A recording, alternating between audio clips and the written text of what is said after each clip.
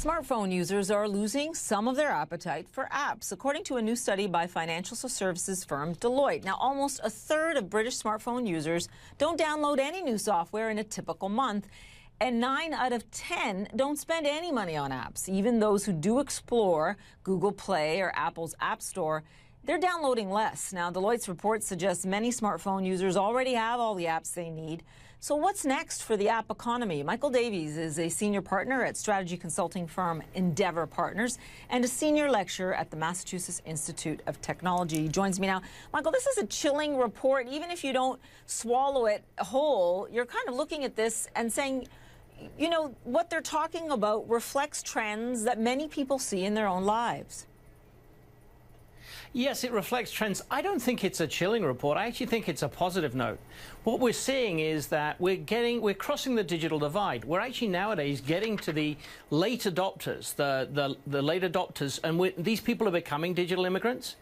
What's happening is they haven't yet discovered the value of apps. They're getting a lot of value out of the email, out of browsing, out of just being able to get to Facebook. Over time, they will discover the value of apps and start using them. So I don't think this is a negative thing. I actually think it just reflects the fact that we're getting to those last few people who haven't yet had cell phones, smartphones. But doesn't it show the fact that these kinds of apps, and a lot of people are out there trying to discover the next big thing, some of them work brilliantly and make a lot of money, but does it mean that it's a more crowded space and that getting any attention on those smartphones will be a lot more difficult?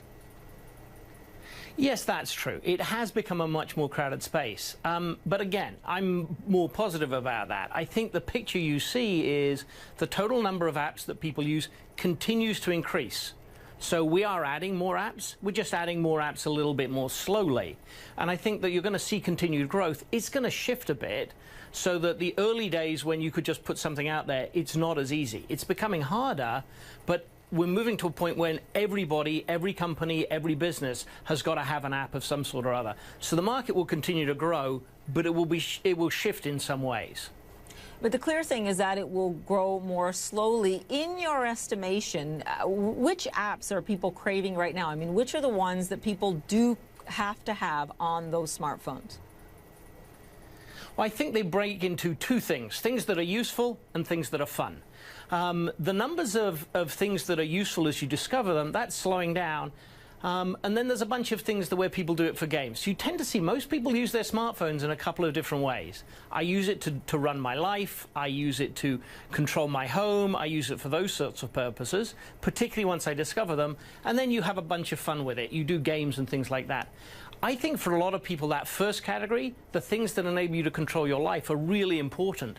We see smartphones becoming really important for things like crossing the digital divide, for people using them for applications they used to have a PC for. So there's lots and lots of people nowadays who have a smartphone, and it's the smartphone that's their way of connecting with the internet and the world. They use it for job applications, they use it to navigate, they use it to communicate with friends and family, whereas before they had to spend all the money they would have had to spend on a PC. So that, I think, is one of the really important developments. Okay, it's both a useful tool and it's also fun.